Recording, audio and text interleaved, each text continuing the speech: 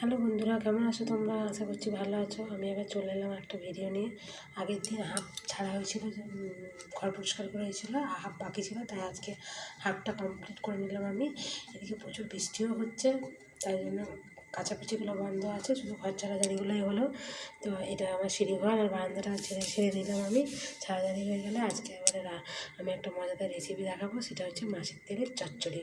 এটা আমাদের ঘরে সবারই খেতে ভালোবাসে। তো মাছের তেলটা তিতা নয়, ভালো কাতলা মাছের তেল তো একটু তিতা নেই, তাই জন্য ওই তেলটাই আমি করবো। তো তার জন্য আমার আগে থেকে কেটে নিয়েছি আমি কুঁদরি আলু, এই যে ভালো করে কেটে ধুয়ে নিয়েছি। এখানে পেঁয়াজ আর এখানে মাছের তেলটা ভালো করে ধুয়ে নিয়েছি। দেখো এখানে মাছ ভাজছিলাম, সেই তেলটা ছিল, তার মধ্যে একটু পেঁয়াজ আর একটু কাঁচা লঙ্কা কুচি দিয়ে ভালো করে একটু ভেজে নেবো, অল্প একটু ভেজে নেবো সামান্য।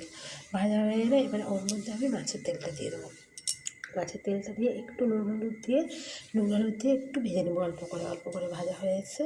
দেখো এই যে ভাজা হয়ে এসছে, এবারে এর মধ্যে আমি কুঁদরি আর আলুটা যে ধুয়ে রাখছিলাম সেটা দিয়ে দিলাম।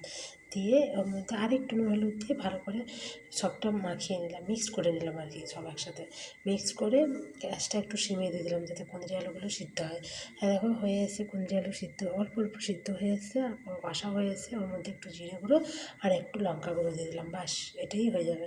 আর কোনো মশলা লাগবে না, এটা দিয়ে গরম ভাত খাওয়া যাবে, আর কোনো কিছু লাগবে না। এটা তো আমাদের ঘরে সবার খুব পছন্দ। তাই আর এই রান্নাটা আমার মায়ের রান্না, আমার মায়ের কাছ থেকে শিখেছি, তাই এই মাছের তেল হলে এই রান্নাটা করি। চলো হয়ে গেল, এবারে একটু জল দিয়ে কষিয়ে ওদিকে সেলাই কতগুলো ছিল সেলাই করে নিলাম আমি, কতগুলো হাফ সেলাই বাকি ছিল। তো ওটা হয়ে যেতে আবার দেখলাম কুঁদরির তরকারিটা হয়ে এসছে, মাছের তেলের চচ্চড়ি।